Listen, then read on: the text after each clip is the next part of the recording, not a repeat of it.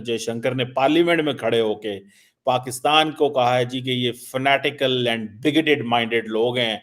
Minorities का सवाल उठ रहा था कि पाकिस्तान में जो माइनॉरिटीज के बारे में क्या पोजीशन है, बांग्लादेश के बारे में क्या पोजीशन है। तो मैं तो एक ही चीज कह रहा था कि ये जो भारत ये कह रहा है पाकिस्तानी, इसके बारे में भी कमेंट कीजिएगा कि पाकिस्तान की लीडरशिप कोई जवाब नहीं देती। चीमा साहब, मैं सबसे पहले तो डॉक्टर जयशंकर साहब की बात से एग्री करूंगा, मैं उनकी बात से एग्री करूंगा। आप मुझे ये बताएं चीमा साहब कि आपके पाकिस्तान के अंदर फनेटिकिज्म के हालात आपको खुद पता है क्या है? कोई झूठ उन्होंने गलत नहीं कहा। एक ऑक्सफोर्ड से बंदा पढ़ के निकला है, प्ले बॉय है, बच्चे उसके बगैर शादी के कई हैं, पता नहीं कहां का, हो सकता भारत में भी हो, ये भी पता नहीं।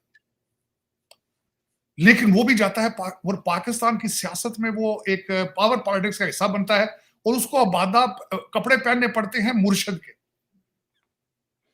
रियासत मदीना तब्दीली का नारा था, रियासत मदीना की तरफ चला गया। कहता है मुझे सजा दी गई है कि मैं बगैर जूतों के मदीने क्यों गया था, और आज उसका फंदा पाकिस्तान के गले में पड़ चुका है उस बंदे का। तो डॉक्टर जयशंकर साहब गलत कह रहे हैं कि एक प्ले बॉय जो है, जिसकी जाती जिंदगी कमरे के अंदर कुछ और है, लेकिन बाहर उसके हाथ में तस्बीह है, बाहर वो अय्या का नाम दुवैया का नस्ताइन कर रहा है और कौम उसके पीछे है। और उसके 3.5 साल उसकी सारी गलतियां कहते हैं कुछ भी नहीं किया। उस्मान बुजदार हर चीज भूल गए, हर चीज भूल गए। दुनिया के हर कंट्री के साथ उसने जो है अपने हालात खराब किए थे पाकिस्तान के। जिस दिन दुनिया की अजीम तरीन जंग जो यूक्रेन है वो जारी थी, वो उस दिन वो रशिया बैठा। अमेरिका के खिलाफ उसने 55 जलसे किए। आज उन्हीं के कदमों में है, लेकिन कौम खुश है। कौम कहती नहीं, हमारा जो निजात दहंदा यही है। ना उसको अरबी आती है, ना उसको उर्दू आती है, ना उसको कुछ आता है, ना, और जिस तरीके से दोस्तियां यारियां निभाता है वो भी पता है। अलीम खान के साथ उसने जो किया वो भी पता है, तरीन साहब के साथ जो किया वो भी पता है। जेल के अंदर से बैठ के लौंडे लपाड़ों को लड़वाता है रोजाना, कभी वो मरवत साहब को लड़ाता है, कभी किसी को लड़ाता है। कौम कहती है नहीं, नौज बिल्ला जो उसका स्टेटस बना दिया है, मैं वो बोल भी नहीं सकता। तो इस कौम के बारे में डॉक्टर जयशंकर साहब क्या कहना चाहिए उनको? तालीम, औरतों को जिस तरह आपने ऑप्रेस किया है, और आपका मुर्शद फरमाता है कि औरतों को स्कूल जाने नहीं चाहिए, तालिबान जो कर रहे हैं वो ठीक कर रहे हैं, वो क्या कहेंगे फिर? वो क्या कहेंगे बताएं आप। चीमा साहब, जब आप नॉन वर्केबल लोग बन जाएंगे, आप दुनिया से कट ऑफ कर लेंगे अपने आप को, और ना, अच्छा सबसे बड़ी बात यह है, मैं 2 चीजें आज और ऐड करना चाहूंगा। आप इस तरह के रेडिकलाइज हो चुके हैं कि आपको खुद नहीं पता कि आप किस किस्म का इस्लाम प्रैक्टिस कर रहे हैं। उसकी वजह यह है, अरबी भाईजान आपको मुसलमान नहीं मानते, आपके पठान भाईजान अफगानिस्तान वो आपको मुसलमान करना चाहते हैं आके। वो ये कहते हैं कि ये मुसलमान नहीं है, ये मेरे अल्फाज नहीं है, तालिबान के टीटीपी के अल्फाज है। वो कहते हैं हम इसको फतह करके यहाँ इस्लाम इन्फोर्स करना चाहते हैं। जब आप सिंध के हिंदुओं से आपको फुर्सत मिलती है, आप शिया सुन्नी पे आ जाते हैं, आप वहाबी सुन्नी पे आ जाते हैं, आप देवबंदी निकाल लेते हैं। हम कुछ देखा जाए, आप क्या है, आपकी डायरेक्शन क्या है? इंग्लिश से आपकी नफरत इसलिए है कि मुगलों से जो ब्रिटिश है उन्होंने हुकूमत छीनी थी। हिंदुओं के साथ आपकी नफरत है जी कि वो बुत परस्त हैं जी, आप पता नहीं आप किस किस्म के आपका मजहब है। When you portray like a non-workable people, people are entitled to say that. आपने सीखा ही नहीं है कि कुछ लोअर मिडिल ग्राउंड पे आके काम किया जाए। मैं आपका जो पाकिस्तान का इस वक्त सबसे पॉपुलर तरीन बंदा जो इस वक्त जेल में बैठा है, जेल तो खैर नहीं है, जो सरीना जेल में बैठा है, उसकी हालत देखें जरा। वो जितना अरसा पीरियड में रहा है, वो कहता है सियासतदान है, मैं तो उसको सियासतदान नहीं मानता। वो शहबाज शरीफ, नवाज शरीफ जो दूसरी पॉपुलर पार्टियां थी, उनके साथ शेक हैंड ही नहीं करता था, कहता था मैं इनके साथ बैठूंगा नहीं। बाजवा साहब ने मुझे अभी पता सुलह कराने की कोशिश की थी, उस मीटिंग में वो बैठे ही नहीं था। तो when you become a non workable people, और सिर्फ ये आपको किसने ये एंटाइटल किया है कि आप चैलेंज करें कि सिर्फ हमारा मजहब ही सच्चा मजहब है, और जिस तरह का मैं मजहब प्रैक्टिस करता हूं वही सच्चा है। देखे ना, ये आप हर बंदा जो आप पाकिस्तान नौज बिल्ला एक दूसरे को काफर काफर कहते फिर रहे हैं। इस्लाम की भी पता नहीं कौन सी आप चीज जो है, किस किस्म का इस्लाम प्रैक्टिस कर।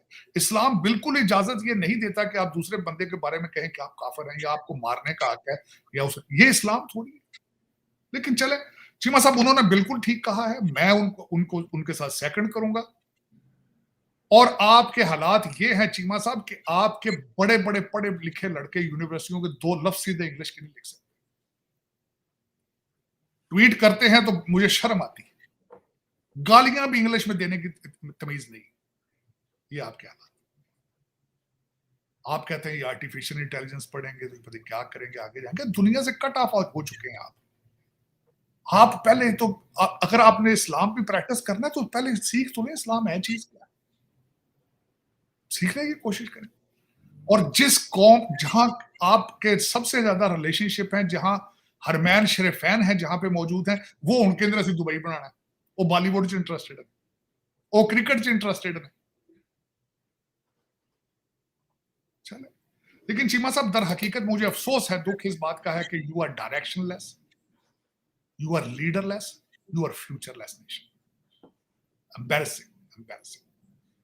और मैं भी वही हूं। मैं ये नहीं कह रहा हूं कि मैं पाकिस्तानी नहीं हूं, मैं पाकिस्तानी अमेरिकन, और मैं एक पॉलिटिकल रेफ्यूजी की तरह वहां से जान बचा के भागा हूं चीमा साहब, ये भी है।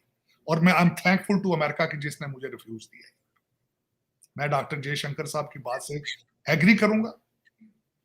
मैं किस किस्म का फ्यूचर में पाकिस्तान देखना चाहता हूं, अगर मैं ये भी आप डिफाइन करना चाहूंगा चीमा साहब, मैंने कहा था जब बांग्लादेश भारत के हालात ठीक नहीं थे, आपको चाहिए था कि सालसी कराते रिलेशनशिप दोनों कौमों के साथ ठीक करके पाकिस्तान, इंडिया, बांग्लादेश, बर्मा, ये सारे इकट्ठे तरक्की करते। मैं गारंटी कर सकता हूं आज बैठ के कि आप तरक्की नहीं कर पाएंगे जब तक आपके रिलेशनशिप भारत से, ईरान से, अफगानिस्तान से, चाइना से ठीक नहीं होंगे, बैलेंस अप्रोच नहीं होगी, आप तरक्की नहीं कर पाएंगे। आप इसी तरह जलीलो ख्वार होंगे। मैं फिर आज आखिरी दफा कोड कर देता हूं। फैज अहमद फैज ने किसी ने क्वेश्चन किया था, जिन्होंने कहा जी फैज साहब मुझे लगता है कि पाकिस्तान खत्म होने वाला है। फैज अहमद फैज जो कि बहुत बड़े स्कॉलर थे, उन्होंने कहा था कि खत्म नहीं होगा, ऐसे ही चलता रहेगा। उनका इशारा ये था, ये सिसक सिसक कर एड़ियां रगड़ रगड़ के मरता रहेगा, ये बंद नहीं। और 77 साल से आप एड़ियां रगड़ रहे हैं चीमा साहब। इस वक्त आपका ट्रेडमार्क क्या है? भिखारी। सऊदी अरब में भी भिखारी, दुबई में भी भिखारी, हर कंट्री में जाते हैं तो खैरात मांगते हैं। आपका वजीर आजम भी कहता है कि मैं खैरात मांग रहा हूं। ये अब ट्रेडमार्क बन चुका है। आपने इसीलिए पाकिस्तान बनाया था चीमा साहब, दिस वॉज द ऑब्जेक्टिव। और दूसरा, इस पे तो खैर एक बहुत बड़ी डिबेट हो सकती है। लोग कहते हैं कि जिम्मेदारों ने पाकिस्तान बनाया था क्योंकि नेहरू लैंड रिफॉर्म करना चाहता था। इसके पीछे आपने मजहब का ड्रामा लगाया, हालांकि इकोनॉमिक प्रॉब्लम थे। इकोनॉमिक प्रॉब्लम इसलिए थे कि क्योंकि मुगल आए थे, उन्होंने कई लोगों को मार धाड़ के मुसलमान किया। वो मेजॉरिटी हिंदू, अल्टीमेटली जब आप उनके साथ पंगे लेंगे वो आपको प्रेस तो करेंगे। वो प्रेस करते थे, आपने उसका हल ये ढूंढा कि हम कंट्री बना के पता नहीं, लेकिन उसको फिर आप आजाद तो हुई नहीं। आपको चलाने वाले भी आज भी ब्रिटिश एजेंट है। 25,000 ब्रिटिश एजेंट, ब्यूरोक्रेट तो डुअल सिटीजन है। और दूसरे आपके सियासतदान देख लें असेंबलियों के अंदर, ये किन के पोते दोते हैं यहाँ बैठे? सारे ब्रिटिश एजेंटों के पोते दोते हैं, सारे मेजॉरिटी। आजाद मैं तो नहीं मानता कि आप आजाद हैं। लेकिन चीमा साहब दर हकीकत डॉक्टर जयशंकर साहब ने बिल्कुल ठीक कही। और लेकिन आपको इस वक्त पाकिस्तान के अंदर पाकिस्तानी चाहिए, हालांकि है एक भी नहीं है वहां पे पाकिस्तान को तड़ी रख के जो आवे आखे कि मैं आम पाकिस्तानी, मैं बचावांगा। पता नहीं क्यों नहीं आ रहा। साढ़े जे बंदे फिर एवं तुहाडे तो गलत उम्मीदां ला के फिरदे रहिंदे, पता नहीं कि आह लुक यू अबाउट इट की फ्यूचर तुहाडा। लेकिन इस वक्त चीमा साहब अगर देखा जाए, क्वेटा लॉकडाउन है, शॉकिंग। क्वेटा लॉकडाउन है, अख्तर मेंगल साहब का काफिला जारी है। उनकी शर्त सिर्फ यही है कि वो कहते हैं कि मारंग बलोच को आजाद किया जाए। वो आजाद होगी तो बहुत ज्यादा खतरनाक हो जाएगी। एक दूसरी बलोच है कराची से जिसको पकड़ा गया था, जिसके ऊपर इस वक्त दफा 144 के जरिए 1 महीने के लिए पकड़ा गया, उसको भी वो कहते हैं आजाद करें। तीसरी बात यह है कि अख्तर मेंगल और मारंग बलोच मिल गई, तीसरे मुर्शद साहब ने भी कह दिया कि हम इनके साथ, कल सारा गेम इज ओवर। और अभी तक आप फैसला नहीं कर पाए कि आप सॉफ्ट रहेंगे कि आप हार्ड रहेंगे। हार्ड इसका बड़ा गलत मतलब भी है, लेकिन पता नहीं फिर क्या बात है, आप सॉफ्ट से हार्ड ही नहीं हो पा रहे हैं, तो बंदा क्या करे। थर्ड साहब बात तो सही है, ये सॉफ्ट हार्ड और पता नहीं क्या क्या हमारे मसले हैं, ये आपकी बातें तार साहब 100% आपके एनालिसिस से मैं एग्री लेकिन करता चीमा हूं। साहब देखें, जब मैंने आपको बड़ी दफा कहा था कि आपने जिस तरीके से मुर्शद पाक के साथ डील किया है, जिस तरीके से आपने इनको इस्लामाबाद पे हमले की इजाजतें दी हैं, आपका क्या, मैं मुसलसल आपको कहता रहा हूं कि आपको लोग नोट कर रहे हैं, टीटीपी भी नोट कर रही थी, बीएलए भी ऑब्जर्व कर रही थी, सारे देख रहे थे, और उसमें नजर क्या आता था कि आपकी स्टेट कमजोर है, और उसका वो फायदा उठाया उन्होंने। एक एक लफ्ज मैं कहता रहा हूं आप, जब आपने सरीना जेल बनाई है, मुझे ये बताएं चीमा साहब, उस बंदे को 2 दिन आज भी इजाजत है, आपके गुड टू सी वाले जजों ने उनको 2 दिन मिलने की इजाजत दे दी है, 70 से 80 बंदा 2 दिनों में मिलता है, ये फितना रुक सकता है?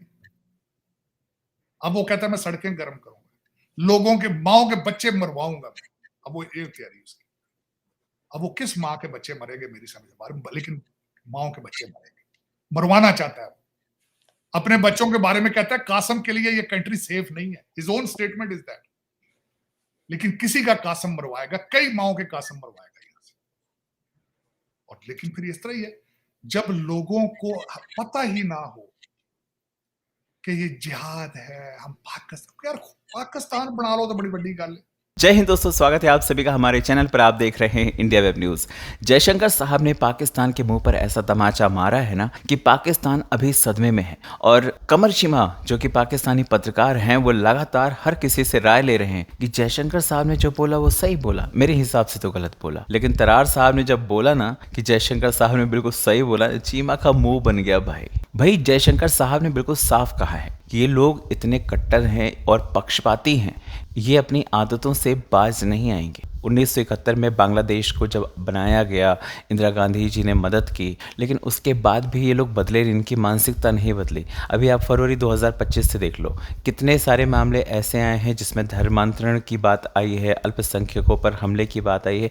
ये सब चल रहा है, यही इनका असली धंधा है, इसके अलावा कुछ नहीं है। और ना तो ये सुधरने वाले हैं, ना इनको सुधरना है, इनकी नीयत ही नहीं है सुधरने की। हर फील्ड में ये लोग इस्लाम के ठेकेदार बनकर घुस रहे हैं, चाहे वो क्रिकेट हो, चाहे वो हॉकी हो, हर एक जगह पर। तो ऐसे देश तरक्की नहीं करता है ना। ये लोग बोलते हैं माइनॉरिटी का हम साथ देते हैं, ऐसा है। भाई क्या हाल है माइनॉरिटी का तुम्हारे देश में? क्या दुनिया को पता नहीं है?